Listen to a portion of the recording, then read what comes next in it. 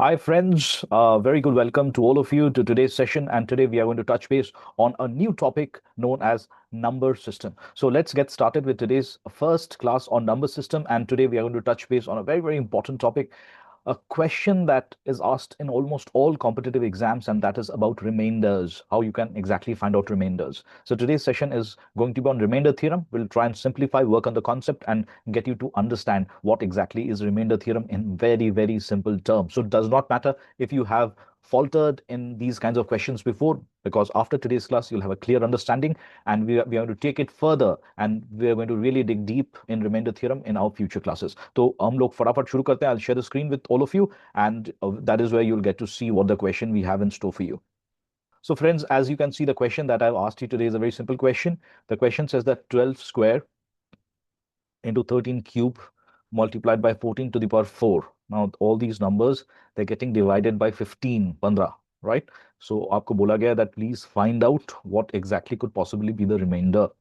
Now over here अगर आप देखोगे these numbers, अगर हम लोग इसको actually multiply करने लगे तो ये number काफी बड़ा हो जाएगा, because 12 square we are talking about 144, 13 square we are talking about 169, 14 square we are talking about 196. So इन सारे numbers को अगर हम multiply करेंगे, it's going to come as a very, very big multiplication, and then we have to divide it by 15, right? And then अगर आप ऐसे questions के लिए कैलकुलेटर्स भी यूज करोगे फिर भी प्रॉब्लम में आ जाओगे, बिकॉज ओवर हियर कैलकुलेटर्स आपको आंसर देगा, रिमाइंडर नहीं बता सकता.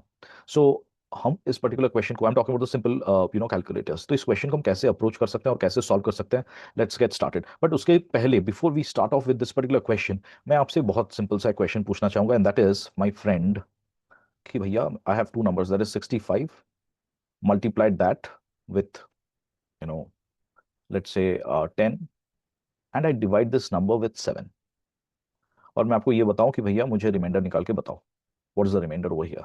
So one way is that आप actually multiply करोगे 65 into 10. 65 into 10 is going to give you 650. फिर उसको आप 7 से डिवाइड करोगे. 7 से आप जब डिवाइड करोगे, then this particular number should get divisible in 644. तो 644 का मतलब ये हुआ that remainder कितना रह जाएगा.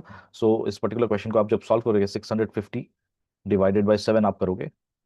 So over here आपका जो रिमाइंडर रह जाएगा, so because 7 आपका डिवाइड होके this remainder is going to give you 6, आप इसको जब डिवाइड करोगे, सो इन दैट केस आप बोल सकते हो the remainder 6 by doing this long division method.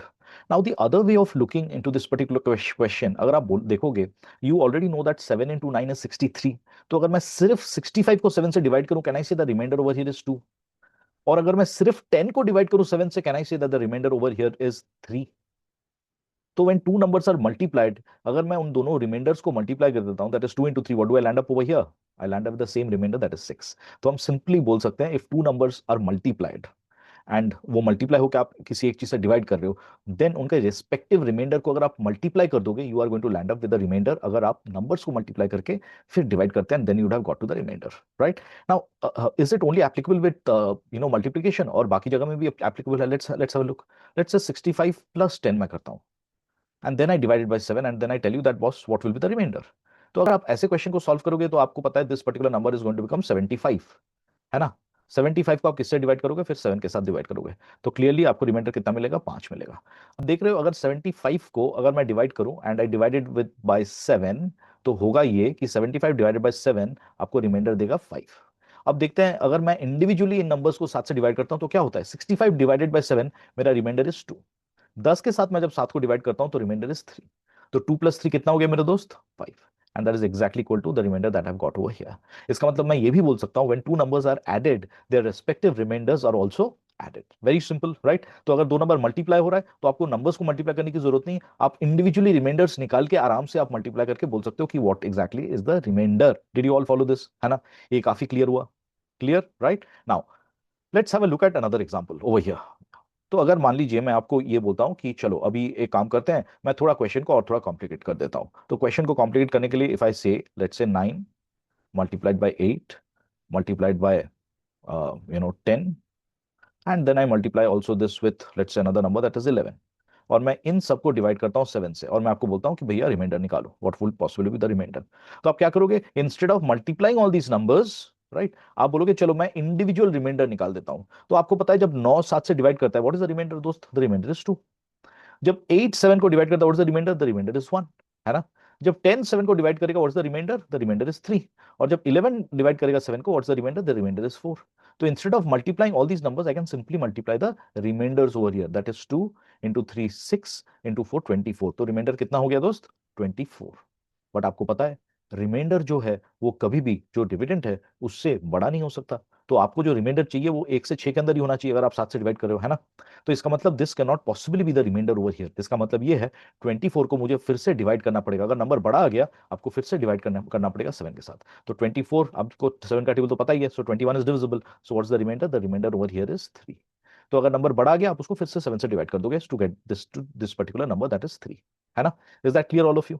Correct, very simple. Now अगर इस क्वेश्चन को हम थोड़ा और डिफिकल्ट करते हैं, लेट्स से, कैसे डिफिकल्ट कर सकते हैं?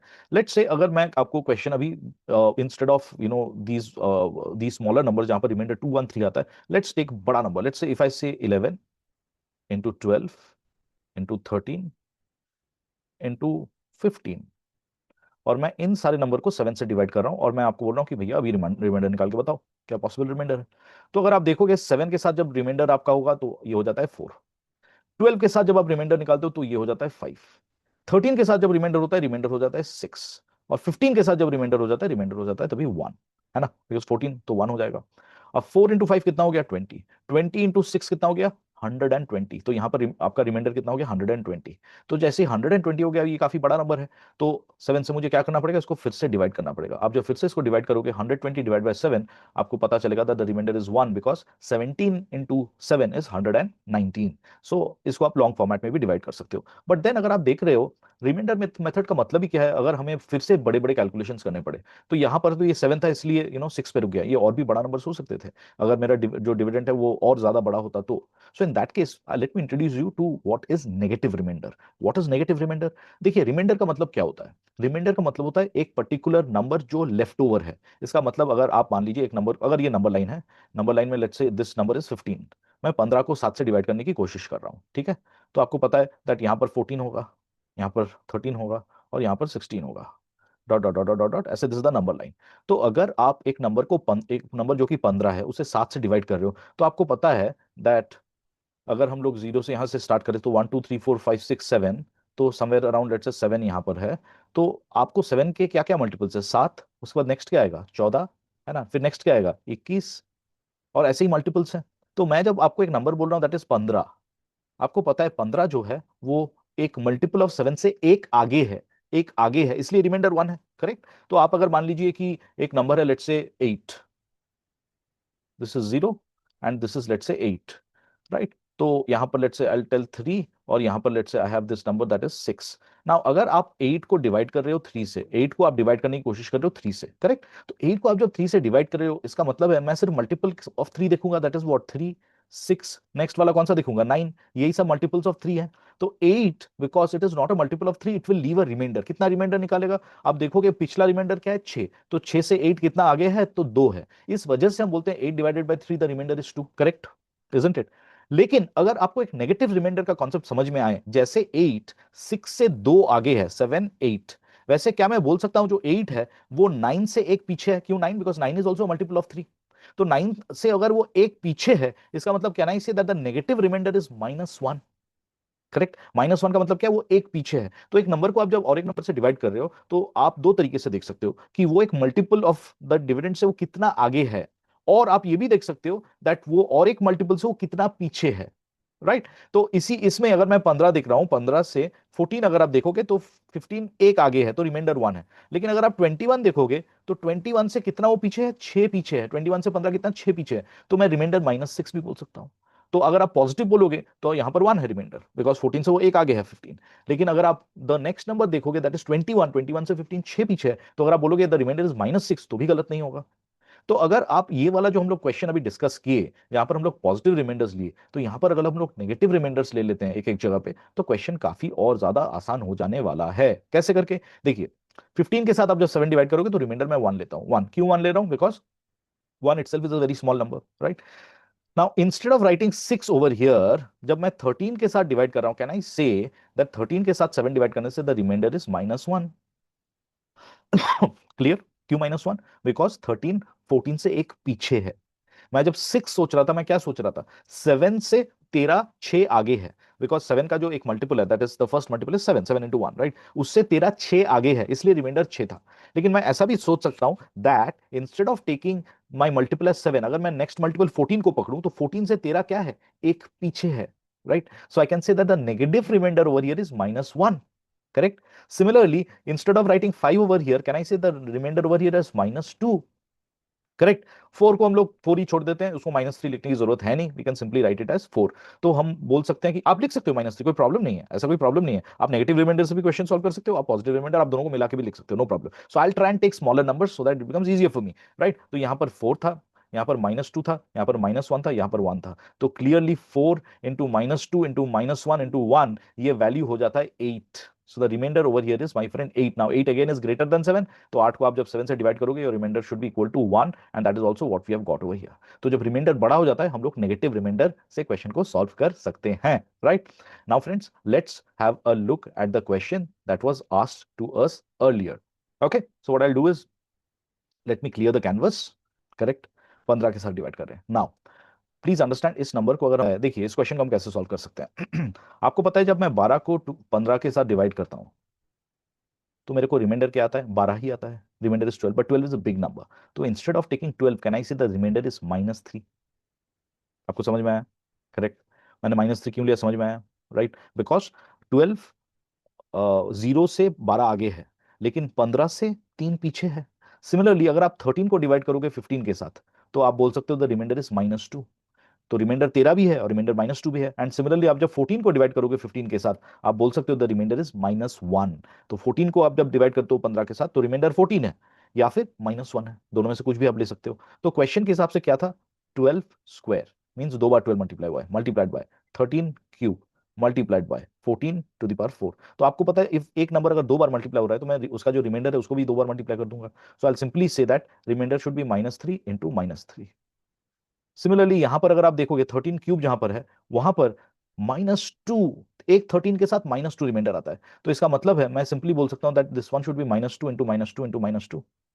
एंड जब 14 के साथ आता है, 14 के साथ डिवाइड होता है, it is -1 to the power 4, because एक 14 के साथ -1, 14 टू दी पावर 4 के साथ -1 टू दी पावर 4।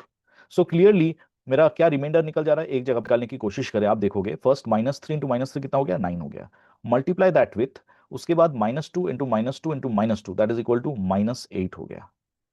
एंड आपको पता है -1 टू द पावर 4 कितना होगा, 1 होगा, because -1 gets multiplied 4 times, so the remainder becomes only 1। तो 9 इंटू 8 कितना हो रहा है, 9 into 8 is otherwise equal to 72, but with a negative value.